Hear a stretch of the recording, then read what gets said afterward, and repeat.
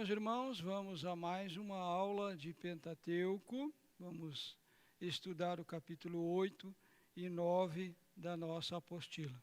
Porém, antes, vamos pedir a bênção de Deus. Senhor, meu Deus e Pai, em nome de Jesus, pedimos que o Espírito Santo esteja conosco, nos direcionando, falando aos nossos corações, nos dando respostas, ó Pai, porque não estamos apenas estudando a teoria nesses assuntos, mas também queremos a direção de Deus para as nossas vidas, para que possamos fazer aquilo que te agrada em nome de Jesus e ter a bênção de Deus naquilo que vamos fazer. Pedimos, Pai, que o Espírito Santo esteja conosco, em nome de Jesus. Amém. Meus irmãos, nós vamos então para o capítulo 8 da apostila, entrando no livro de Números. A gente não vai estar lendo detalhadamente, você tem a apostila aí na mão, né? Nós vamos estar parando alguns pontos para ministrar alguns assuntos. Então, apresenta Jesus o que foi levantado, peregrinação, caminhadas e as murmurações. O autor é Moisés, registra 2 censos, vemos Israel servindo ou a serviço do Senhor. Aí o fracasso do povo pela falta de fé, ou seja, as murmurações, e por não crer em Deus nas suas promessas. Lição central, a incredulidade impede uma vida abundante. Versículo chaves, está ali: nenhum dos homens que tendo visto a minha glória e os prodígios que fiz no Egito e no deserto, todavia me puseram à prova, ou tentaram a Deus, 10 vezes, e não obedeceram a minha voz. É uma coisa incrível, né, irmãos? Você pode imaginar um povo que acompanhou os sinais de Deus face a face ali, vendo a nuvem que os guiava, a coluna de fogo, o mar se abrindo, as 10 pragas no Egito. Eles viram ao vivo e a cores. Como é que pode, depois de tudo isso, ainda não crer no poder de Deus, murmurar, reclamar? Então o livro nos mostra tudo isso daí, que nós possamos crer, confiar em Deus em nome de Jesus. Nenhum deles verá a terra que com juramento prometi a seus pais, nenhum daqueles que me desprezaram haverá. Porém, o meu servo Calebe, visto que nele houve outro espírito, e perseverou em seguir-me. Então, a ele e depois a Josué, Deus permitiu que entrasse em Canaã. Então, veja que o próprio Deus diz assim, ó, em Calebe houve outro espírito.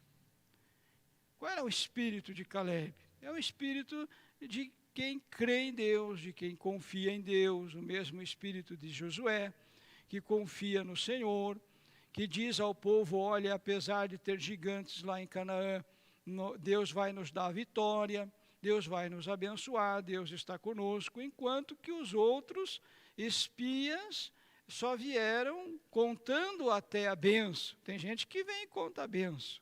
Lá é uma terra que emana leite e mel, lá tem muita coisa boa para nós, mas nós não conseguimos, Deus não vai nos dar, é difícil, é complicado. Já viu gente assim?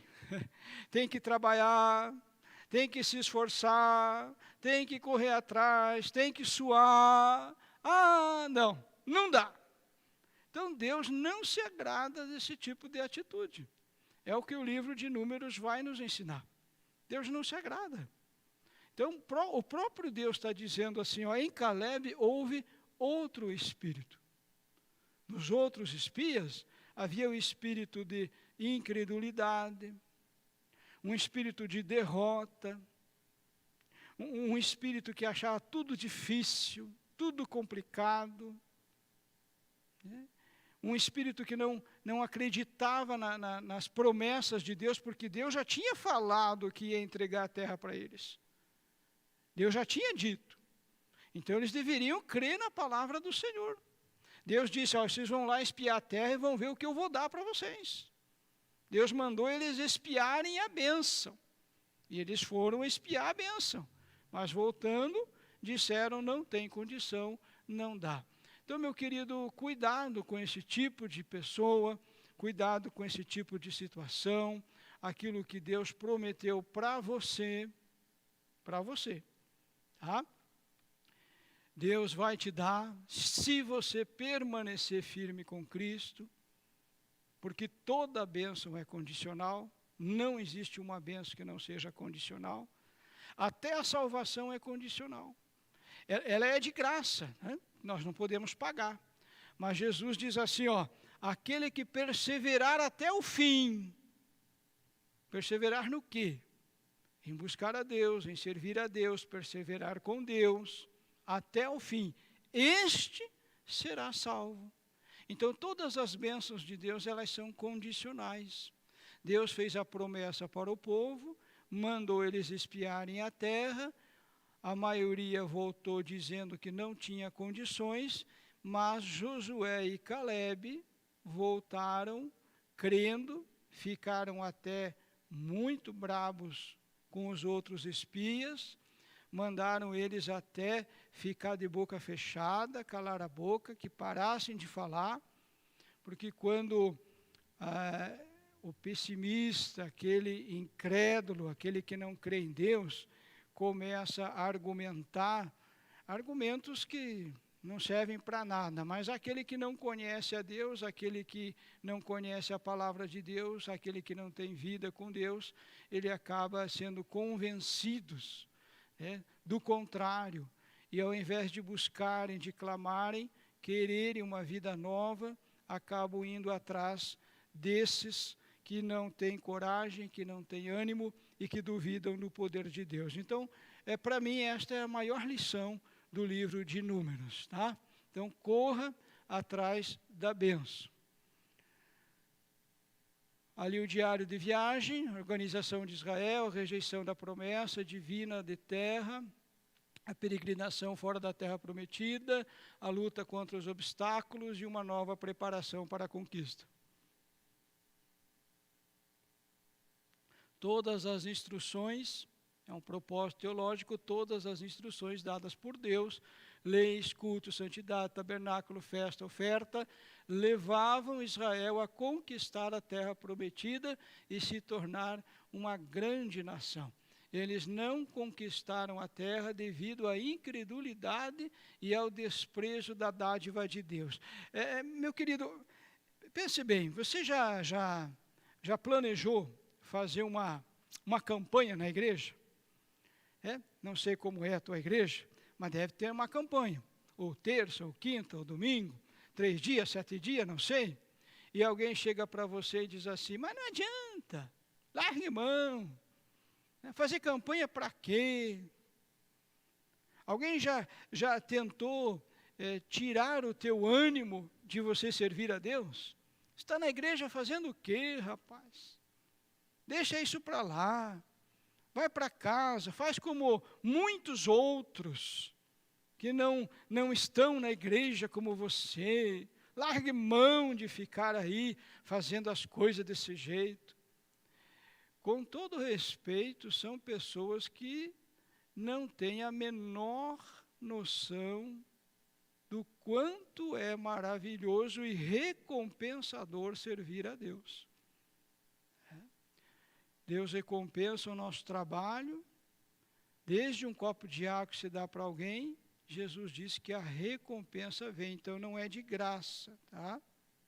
Você não está fazendo um favor para Deus quando você está trabalhando na igreja, quando você está desenvolvendo o teu chamado, o teu ministério. Não está fazendo favor para Deus coisa nenhuma, não.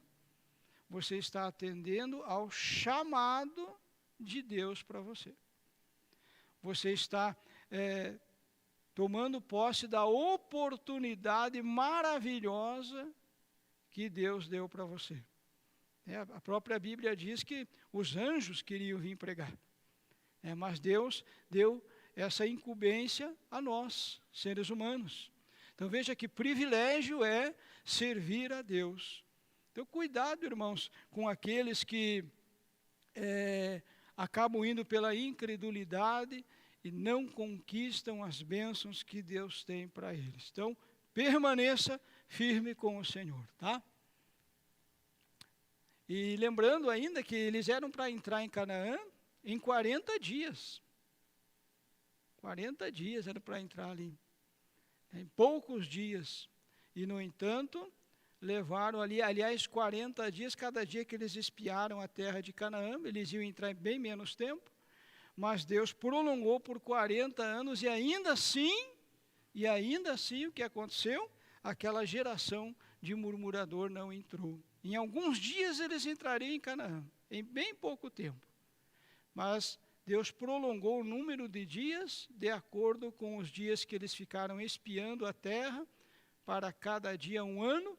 Deus então prorrogou em 40 anos. Olha, algo que eles iam receber em questão de dias, prolongou-se para 40 anos. A murmuração, a reclamação, a incredulidade, o desprezo a Deus, a não confiança nas promessas de Deus, faz com que as bênçãos sejam proteladas, prorrogadas, e muitas vezes chegamos até a perder as bênçãos, como foi o caso desse povo aqui, que não entrou em Canaã. Deus é fiel às suas palavras, Deus controla a história, Deus vence os obstáculos, faz de Israel uma nação santa, Deus faz de Israel uma fonte de bênção redentora para o mundo. Deus honra a fé e pune a desobediência e a descrença. A raiz de todos os pecados de Israel era a descrença. Não acreditavam em Deus, no poder de Deus, ainda que tinham visto todos os sinais no Egito. Em Cades Barneia duvidaram da palavra de Deus. Em lugar de conquistar Canaã pela fé, peregrinaram errantes e descrentes pelo deserto. Eles estavam, irmãos, quase colocando a mão na bênção. Estava pertinho ali, né? Está quase alcançando a bênção. Aí Deus faz eles voltar e andar em círculo por 40 anos. Cuidado com a murmuração. No lugar de murmurar, vai orar, vai jejuar, vai levantar de madrugada, vai buscar a Deus, faz uma campanha na igreja, clama ao Senhor e a bênção virá em nome de Jesus. Muitos cristãos estão vivendo entre duas situações em suas vidas espirituais. Foram libertos do Egito pelo sangue do Cordeiro, mas ainda não conquistaram a herança espiritual em Cristo.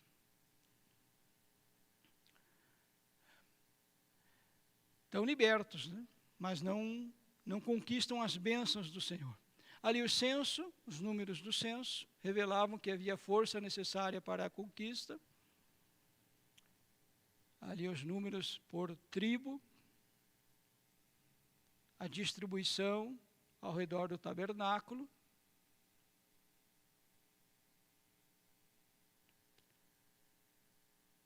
O acampamento ao redor do tabernáculo.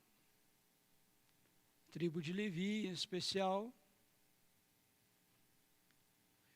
com Arão, Miriam, Arão, Moisés, depois Gerson, Eliezer. A função dos levitas, os filhos de Levi, Gerson, Coate, Merari. Os gersonitas, descendentes de Gerson, eram em número de 7.500 homens de 1 mês de idade para cima. E deveriam acampar atrás do tabernáculo, isto é, a oeste. Veja, irmãos, como Deus é organizado, né? A Bíblia diz, faça tudo com ordem e decência. Deus é organizado, irmão. Deus faz tudo com ordem, tudo com decência. Ó, cada um no seu lugar. Tinha o encargo da estrutura do tabernáculo propriamente dita. Cada um na sua função, cada um no seu lugar. Deus não é Deus de confusão, Deus não é Deus de bagunça. Então, precisamos fazer o melhor para o Senhor. Os coatitas eram em número de 8.600, eles cuidavam ali da arca, da mesa, do candelabro, os altares, os utensílios do tabernáculo. Depois ali na sequência os meraritas, o seu cargo eram as armações do tabernáculo. O transporte era feito pelos levitas. Os milagres, no livro de Números, A murmuração fez com que o fogo do Senhor consumisse as extremidades do arraial. O maná que desceu do céu, Deus manda codorniz, olha quantas coisas maravilhosas, né? Miriam fica leprosa 7 dias por falar contra Moisés. Quero falar um pouquinho para vocês aqui sobre Miriam. Está ali na página 97 da nossa apostila. Tá? A lepra de Miriam. Miriam começou a criticar Moisés e nós vemos que muitas vezes, irmãos, as pessoas se dispõem a criticar, mas a ajudar, nada. Tem até uma frase aqui do presidente dos Estados Unidos, o 16º presidente, o Abraham Lincoln. Ele diz assim: aquele que se julga com o direito de criticar, deve ter também um coração bondoso para ajudar. Ah, que interessante, às vezes a pessoa... É aquele negócio, você não está fazendo nada. Né? Você tem que arrumar a mesa aqui, ó. Olha para a minha mesa aqui, ó. Tem que arrumar a mesa aqui, certo? Ninguém se prontificou a arrumar a mesa, ninguém. Mas quando você se prontifica, lá vem os críticos de plantão. Porque não é para pôr aqui, porque é para pôr desse lado aqui, porque não é para deixar a Bíblia aberta assim, porque o papel tem que ficar assado. É uma sarna. São perturbadores. Miriam estava assim. Ainda que Moisés até deu um motivo, né? Porque ele casou com uma mulher lá que não era hebreia. Mas isso não dava a Miriam a condição, o direito de se levantar contra Moisés. Até temos uma frase aqui, ó, de Aristóteles, filósofo grego. Ele diz assim: só existe uma maneira de evitar as críticas: não fazer nada, não dizer nada e não ser nada. Vou repetir, ó. Só existe uma maneira de evitar as críticas: não fazer nada, não dizer nada e não ser nada. Então nós precisamos assim ficar de olho, olha aqui, ó. Tá vendo? Até vou mudar o óculos aqui. Olha que bonito. Nós precisamos ficar de olho nessas pessoas que muitas vezes estão nos criticando, muitas vezes tentando colocar incredulidade em nosso coração. Nós temos que ficar de olho para não seguir os seus caminhos, para não seguir os seus conselhos, para não ir atrás dessas pessoas. Você vai ver aqui em Números que muitas dessas pessoas rebeldes, murmuradoras, influenciaram uma multidão de gente. Porque, por incrível que pareça, a má influência, ela se espalha de um jeito muito maior do que aquela boa palavra de ânimo, de fé, de coragem. Então, fica de olho, cuidado, tá? Fica de olho. Miriam, por causa disso, então, ela é punida com a lepra, e aí Moisés vai orar, e Deus, então, cura Miriam. Olha ali, ó, Corá e 250 homens são engolidos pela terra por questionarem a autoridade de Moisés. Sempre assim, começa com 1, 2, 3, aqui começou com 3 e assim foi até 250. Lá na frente vai ter mais gente que vai murmurar. Então a influência é terrível. O cajado de Arão floresce. Deus precisava mostrar ali a autoridade que Deus deu para Arão. Tá? Deus mostrou. A serpente de bronze. Ali a questão de autoridade, irmãos, também fica aí uma lição para nós. Tá? Você não sinta assim ciúme daqueles que têm uma função A ou B. Deus vai te colocar aonde Deus quer. Esse é o nosso lugar. Aonde que Deus quer. Eu estou na vontade de Deus, então você vai ter sucesso, você vai prosperar no seu ministério, no seu trabalho. Não fique se comparando a outras pessoas, porque Deus age individualmente com cada um de nós. Até os ministérios, né? Jesus fala, Paulo fala nos ministérios, Deus deu um para pastores, outros para profetas, outros para mestres e assim por diante. Então, o corpo é um só, mas os ministérios são diferentes, as funções são diferentes. E aqui Deus precisou mostrar a autoridade para aquele povo, dizendo, olha, é Arão que eu escolhi, é a vara dele que floresceu, e ponto final. Tá? Então, muitas vezes Deus precisa agir assim a favor dos seus servos. A serpente de bronze, aquele povo murmurou de novo. Quem olhava para a serpente de bronze, então havia uma praga ali, Deus permitiu, e quem olhasse para a serpente de bronze era curado. A jumenta de Balaão é um outro caso, né, de Balaão, que vai tentar amaldiçoar o povo de Deus. E o que a palavra nos mostra, irmãos? Que Balaão, mesmo amaldiçoando, tentando amaldiçoar o povo de Deus, Deus simplesmente diz, olha, vou converter tudo isso em bênção. Então, olhe para Cristo, quanto mais tentarem nos amaldiçoar, mais Deus vai nos abençoar. Depois de sair do Egito, o povo de Israel ficou quase um ano acampado em frente do Monte Sinai. Lá eles receberam as leis que Deus comunicou através de Moisés e fizeram o tabernáculo e todos os seus móveis. No segundo mês do segundo ano, Deus mandou que saíssem. Apesar de ter passado 11 meses na presença de Deus, o povo facilmente ficou descontente. Quando o povo que subiu com eles começou a cobiçar as comidas do Egito, os israelitas se desanimaram e se queixaram contra Deus.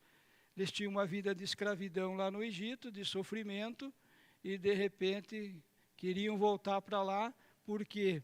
Porque não queriam obedecer, não queriam estar sujeitos às leis de Deus. Era mais fácil voltar para aquela velha vida. Muita gente é assim também, sabe? É liberto, é abençoado por Deus e depois acaba abandonando tudo, não quer obedecer ninguém, vive na rebeldia, na desobediência e volta para aquela velha vida que Deus já tinha libertado. Moisés também se desanimou devido ao seu cargo pesado. Logo depois, os próprios irmãos de Moisés complicaram mais ainda a sua situação, reclamando por não ter a mesma autoridade que Deus havia dado a ele, o caso de Miriam e de Arão.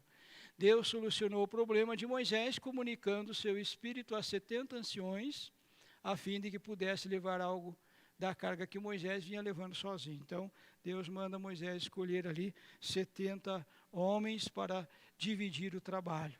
Essa é uma regra de administração, de liderança, que a gente precisa aprender e que a Bíblia nos ensina. Novamente, Deus trouxe por meio de um vento codornizes que caíram exaustas no arraial. Os israelitas, em sua ganância, provavelmente comeram a carne crua e muitos morreram da praga que sobreveio. Miriam fica leprosa, já falamos, né? Deus fere Miriam, Moisés intercede por ela e o povo esperou até sua cura para partir. Ó. Uma pessoa que às vezes causa um problema, ela traz as coisas, né? Mas Deus curou Miriam pela intercessão de Moisés e o povo seguiu em frente. Os 12 espias do deserto de Parã, Moisés enviou 12 líderes de Israel para espiar a terra. Eles subiram, espiaram a terra durante 40 dias, voltaram ao acampamento, falaram também das cidades bem fortificadas e dos homens gigantes, e tudo isso eles relataram os fatos como era a terra de Canaã. Ao retorno, carregando ali um cacho de uva, as evidências sugerem que existiam naquela região homens maiores do que Golias. O problema com o relatório dos espiões não foi nos fatos que comunicaram, mas sim nas conclusões às quais 10 deles chegaram, né? Ou seja, concluíram que não iam conseguir tomar aquela terra. Eles sentiram-se como gafanhotos fracos na presença de guerreiros fortes. Não podemos subir contra este povo porque é mais forte do que nós. Olha, Deus já tinha dito que ia dar para eles a terra. Como é que eles vêm com uma palavra dessa? Deus já tinha falado.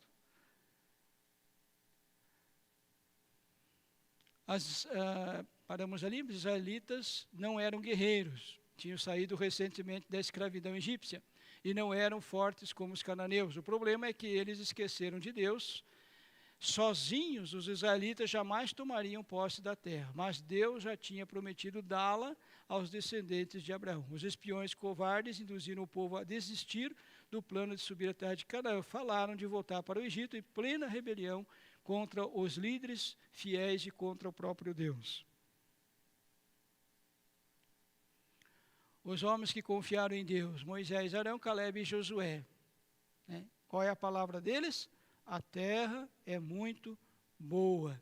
Qual é a nossa palavra? Deus tem bênção para você. Ah, mas não é mais nem menos. Deus tem bênção para você.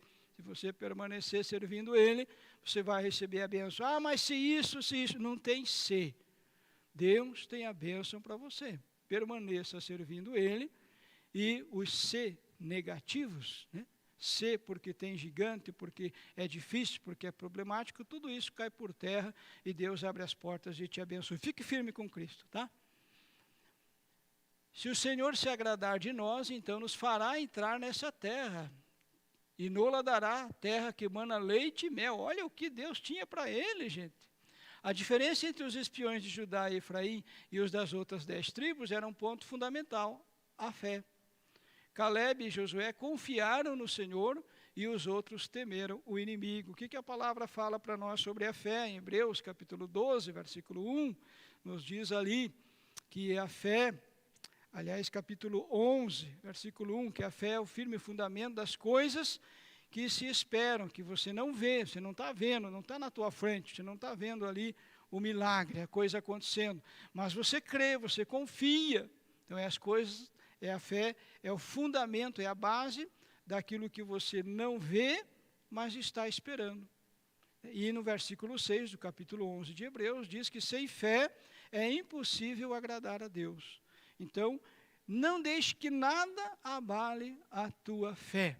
Nada, tá? Continue crendo no Senhor.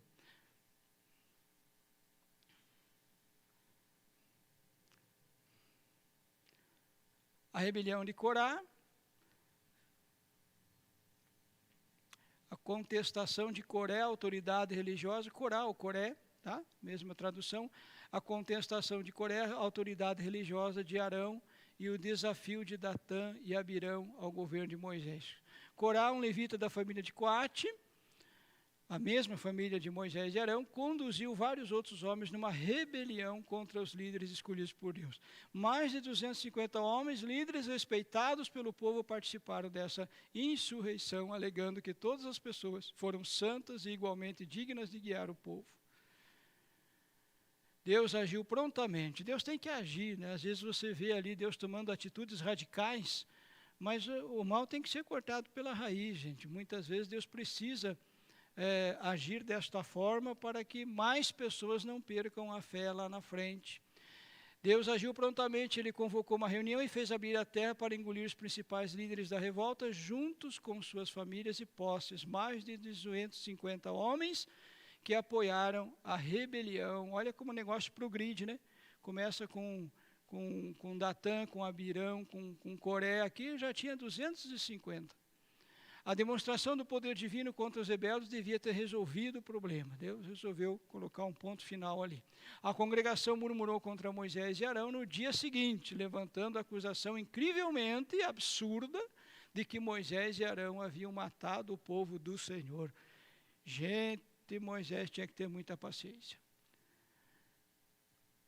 Que ironia, Deus matou o povo do diabo e a multidão acusou os servos de Deus de terem matado o povo do Senhor. Deus, na sua justiça, ameaçou matar todos de uma vez.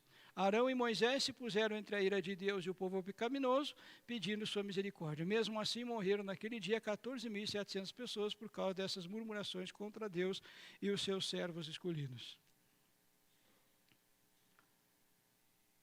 O cajado de Arão floresce. Parece que o problema foi resolvido até o fim do capítulo 16. Né? Os líderes da rebelião foram mortos e quase 15.000 pessoas que os defendiam morreram também.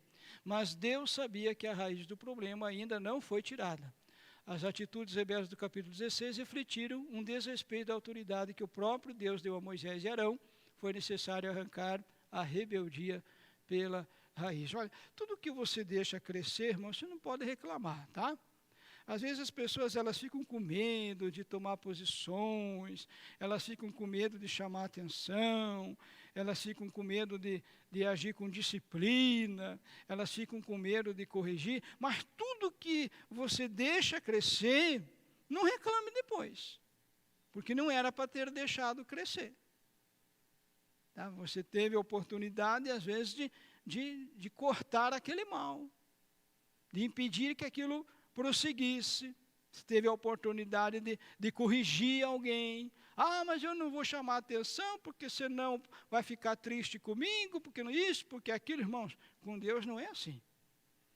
Nós vamos ver daqui a pouquinho no capítulo 9 como funciona a disciplina de Deus. Então, guarde isso no teu coração. Aquilo que você deixa crescer, seja num grupo, seja num departamento, seja na tua casa, seja no teu trabalho profissional, secular, aquele mal que você deixa crescer, você deixou. Você teve a oportunidade de cortar. Você teve a oportunidade de disciplinar, mas você deixou. Então você não pode reclamar. Então Deus sabia que a raiz do problema ainda não tinha sido tirada. As atitudes rebeldes do capítulo 16 refletiram desrespeito à autoridade de Moisés e Arão. Muito bem. O principal líder da rebelião foi um primo de Arão, um levita da mesma família. Entre os levitas, Deus escolheu a casa de Coate para cuidar das coisas santíssimas. Corá não estava contente com esse papel. Ele cobiçou a posição do seu primo e tentou assumir uma posição que Deus não lhe deu. A primeira lição que Deus nos ensina é: Arão deve ser respeitado como líder dos levitas. Cuidado com essa questão de não concordar com isso, com aquilo e acabar se tornando um rebelde. Tá bom?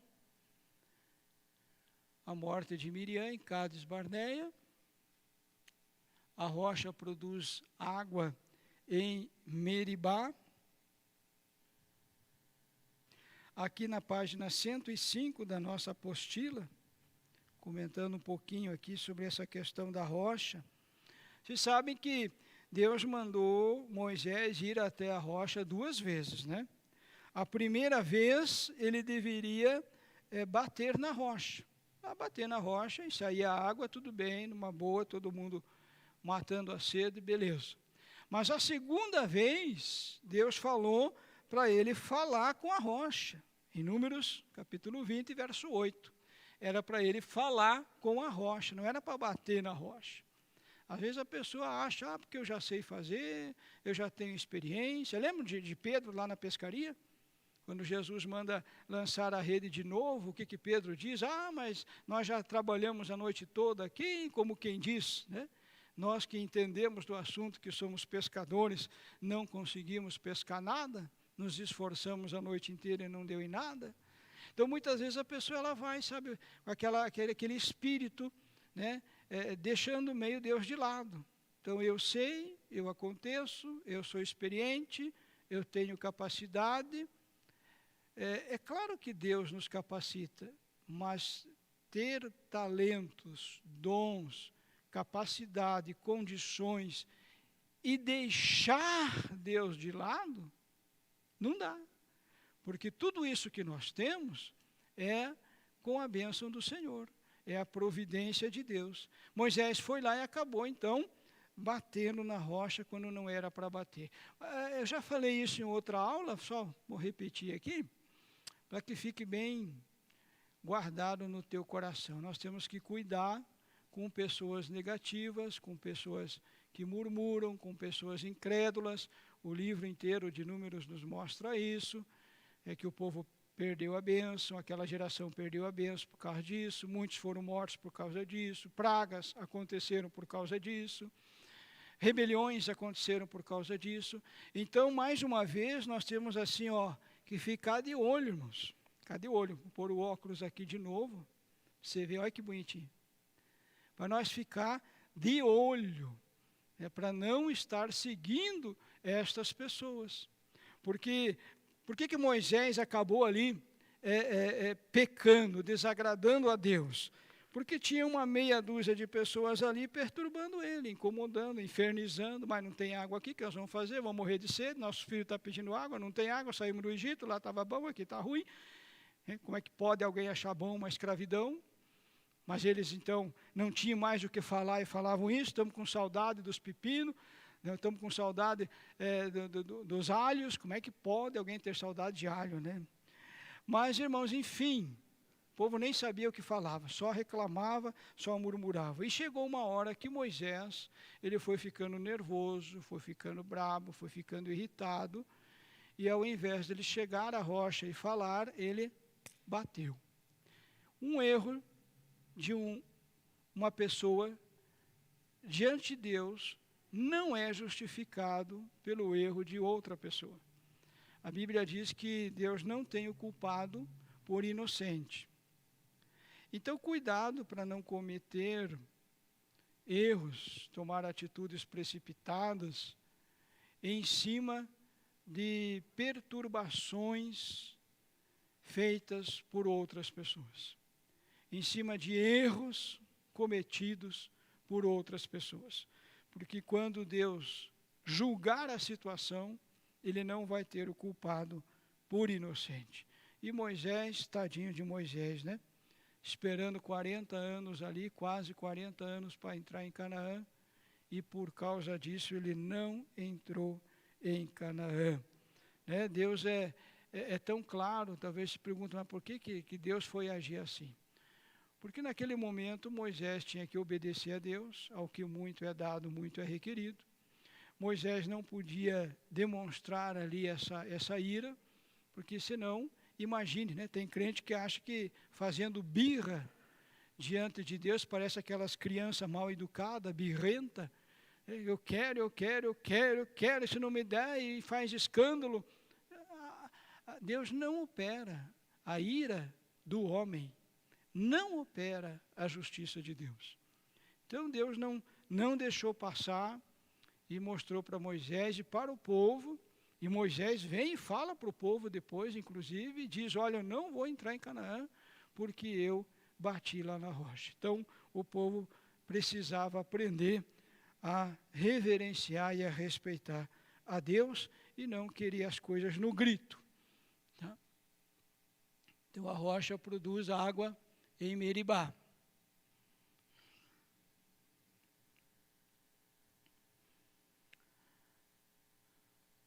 A ação de Moisés declarando, porventura faremos sair água desta rocha, e ferindo a rocha 2 vezes com a vara, resultou de incredulidade e petulância. Vamos adiante. Aí vem a morte de Arão. Moisés fez como o Senhor lhe ordenara, porque subiram ao monte Or, perante os olhos de toda a congregação.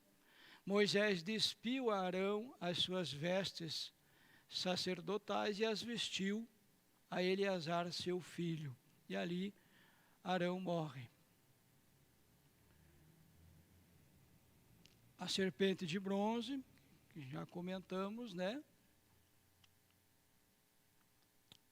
Aqueles que olhassem para a serpente eram curados daquela praga.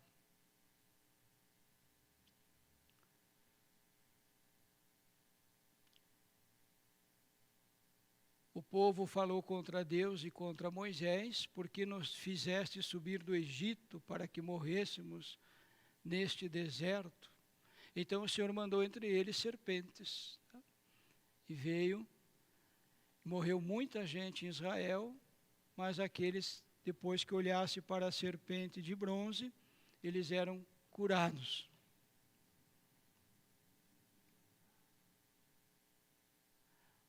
O mais elementar significado é que aquela serpente de bronze que Moisés ergue numa haste representa Jesus Cristo, erguido na cruz, como o próprio Cristo dirá depois.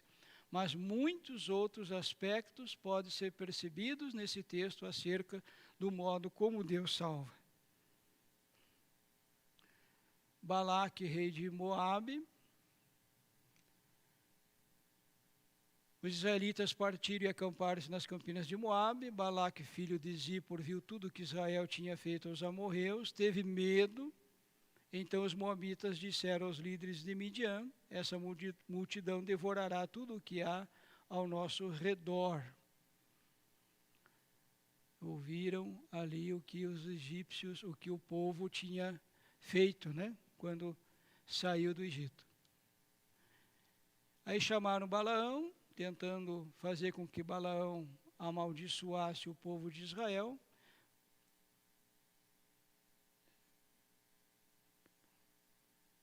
Então, episódio em Moabe, Balaque teve medo, envia mensageiros para chamar Balaão. Balaão consulta a Deus. Deus não permite que vá com os mensageiros. Balaque envia representantes mais poderosos e promete riqueza. Balaão recusa a recompensa. Balaão consulta novamente a Deus. Deus permite que ele vá com os mensageiros de Balaque. Balaão bate na jumenta. O cara estava com tanta ira, como é que pode, né? O cara estava tão irado, mas tão irado, que não percebia que estava falando com uma jumenta. Como é que pode, né? Tem gente assim que, quando está irado, quando está nervoso, não enxerga um palmo adiante do nariz, né? Balaão vê o anjo do Senhor e este repreende por bater na jumenta. Coitadinha da jumentinha. Pagou o pato. O anjo autoriza Balaão continuar e só falar o que Deus mandar. Balaque repreende Balaão pela demora e este diz que falará só o que Deus mandar. Então ali Balaque está insistindo, Balaão vai falar com Deus, Deus diz para não amaldiçoar, Balaque insiste, né? E aí, como posso amaldiçoar a quem Deus não amaldiçoou? Olha a palavra de Balaão. Como posso pronunciar ameaças contra quem o Senhor não quis ameaçar?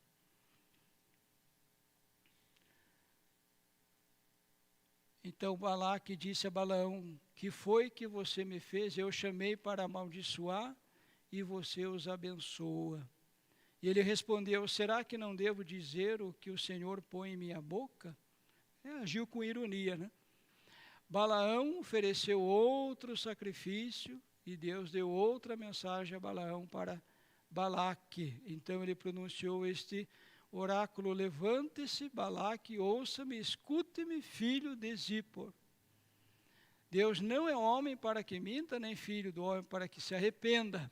Acaso ele fala e não deixa de agir? Acaso promete e não cumpre? Recebi uma ordem para abençoar, e ele abençoou, e não o posso mudar. Não há magia que possa contra Jacó. Olha que palavra maravilhosa de Deus. Não há magia que possa contra Jacó, nem encantamento contra Israel. Agora se dirá de Jacó e de Israel: vejam o que Deus tem feito.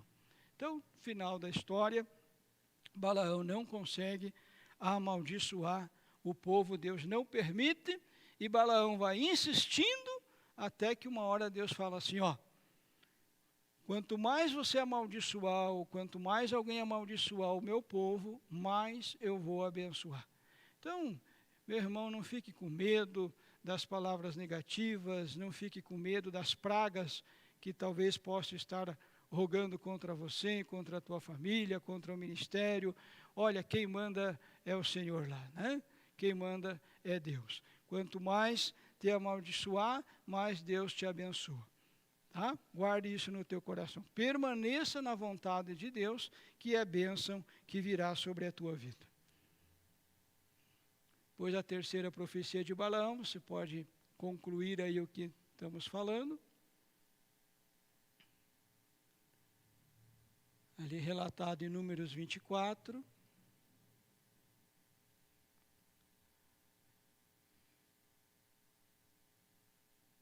Pois a outra profecia de Balaão, lê com calma, aí em casa. Moabe seduz Israel, Números 25. Enquanto Israel estava em Sitim, o povo começou a entregar-se à imoralidade sexual. com mulheres moabitas. Então eles começaram a seduzir o povo de Israel. Não podiam amaldiçoar, porque a maldição Deus convertia em bênção. Não havia razão, não havia causa para a maldição vir sobre eles, Deus convertia então em bênção. Porque a Bíblia diz que a maldição sem causa ela não vem, né? Porém, o diabo usou de outra estratégia. A maldição não pega? Então eu vou tentar eles. E aí houve essas questões das mulheres estarem, os homens estarem ali indo com as mulheres moabitas, estar ali se prostituindo, estar desagradando a Deus. Então, o diabo não pode te fazer pecar, tá? Ele não pode mesmo. Bom, a escolha é sua, é minha. Ele oferece, tá? Ele oferece. Ele chega aqui e entrega, ó, estou te dando isso aqui para você. Estou te oferecendo. Se você vai pegar ou não, a escolha é sua. Mas ele não pode obrigar, colocar na tua mão, fechar a tua mão e pôr no teu bolso. Ele não pode fazer isso. Então, como não conseguiu que a maldição viesse sobre o povo, qual foi a outra estratégia? Vamos tentar o povo para pecar, para desagradar a Deus. Aí veio, né, os problemas. Pode ir adiante. Pode seguir.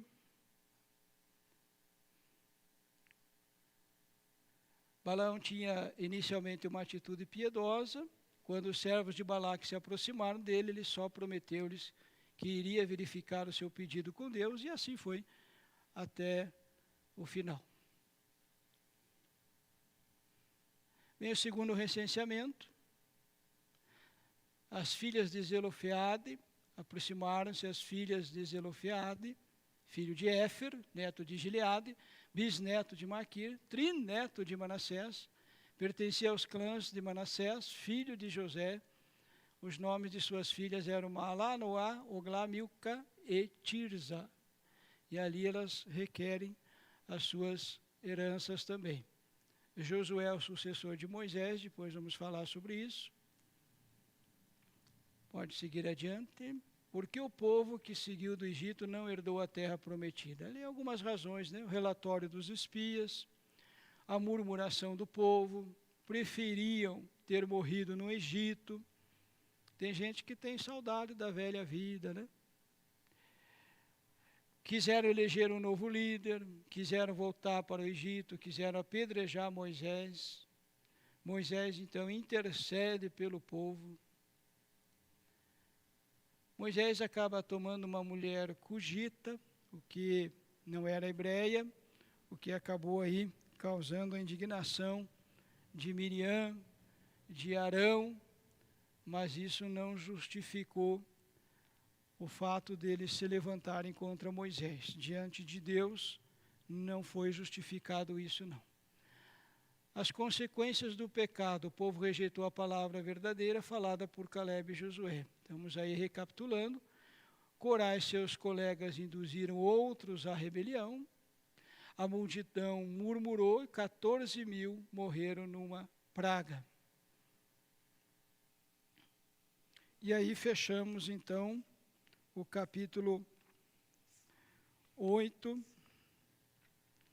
e o capítulo 9 de nossa apostila.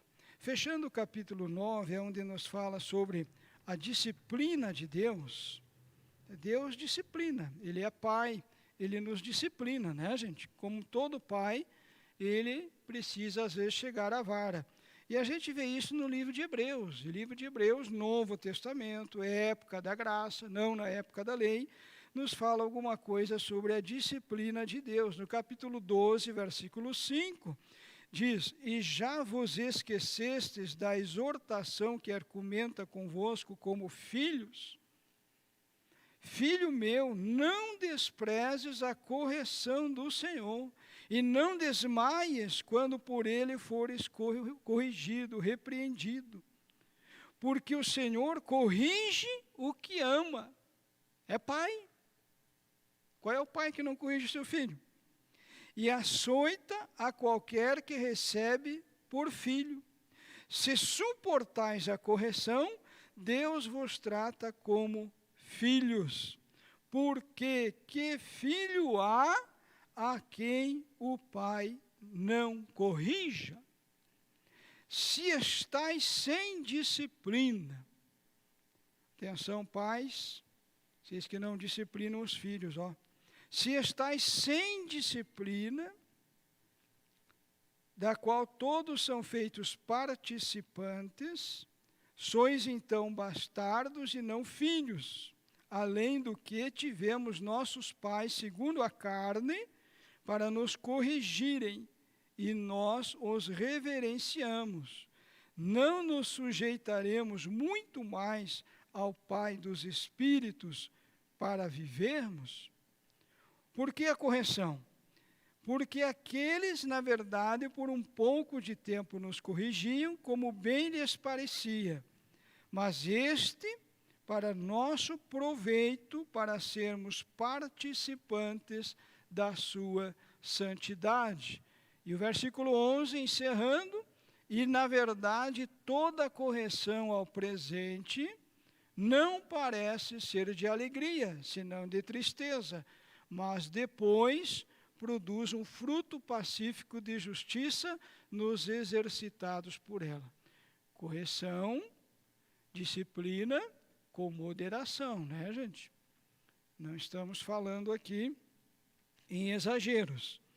Estamos falando na disciplina, na correção, que muitas vezes é necessário você aplicá-la no seu ambiente de trabalho, muitas vezes no ministério, muitas vezes em casa, muitas vezes com os filhos, né? É necessário a disciplina, a correção com equilíbrio, com moderação, tá? Mas é necessário para que nós alcancemos aí as bênçãos de Deus. Se a gente não corrigir os nossos filhos, o mundo vai corrigir. Ou será que vai corrigir? Nós temos que aprender a fazer as coisas da forma certa, o que é errado, o que é certo, o que é bom, o que não é. Será que o mundo corrige? Ou será que o mundo maltrata, espanca, bate, judia, arrebenta? Então, muitos filhos que não recebem a correção do pai, você olha assim, lê esse livro de Números, parece que Deus é tão ruim, né? Mas Deus não planejou nada disso, não. Deus corrigiu porque foi necessário. Não que Deus planejasse todo aquele castigo, toda aquela situação, pessoas sendo mortas, serpente picando, muitas delas morrendo com a picada da serpente, etc. Deus não planejou nada disso para aquele povo. Mas havia a necessidade da correção, da disciplina, para conter a rebeldia. É aquilo que eu tenho dito. É aquilo que você deixa crescer, você não pode reclamar depois. Então, toda a disciplina tem que ser aplicada, é claro, dentro da medida, com equilíbrio, com amor, sempre visando o que diz aqui o livro de Hebreus, sempre visando a santificação, sempre visando o melhor, como encerra aqui no capítulo 12, verso 11, que o fruto deve ser, o objetivo deve ser a justiça, deve ser o objetivo, a correção para uma mudança de vida para melhor, é óbvio, né? Ninguém corrige para pior, para melhor, sempre visando o melhor daquele grupo, daquela igreja, daquela pessoa, daqueles filhos, daquela família. Então, a Bíblia fala que a correção ela não é recebida com alegria, né? Claro, mas ela produz bons frutos. Que Deus te dê sabedoria e que Deus nos abençoe, que nós não tenhamos a necessidade de ser corrigidos com Deus, com a sua vara, com o seu castigo, com a perca de bênção, mas que nós possamos permanecer servindo a Deus dentro da sua vontade, em nome de Jesus. Vamos orar? Senhor meu Deus e meu Pai, em nome de Jesus nós pedimos que o Espírito Santo do Senhor esteja conosco, nos abençoando, derramando a Tua graça, Pai, que o Senhor nos dê sabedoria, que nós possamos alcançar as bênçãos que o Senhor tem para nós, que o Senhor nos dê a direção para não cairmos em maus conselhos, que o Senhor nos livre da incredulidade, da murmuração, que nós possamos prosseguir servindo ao Senhor com alegria, em nome de Jesus. Amém. Deus abençoe vocês, paz seja convosco.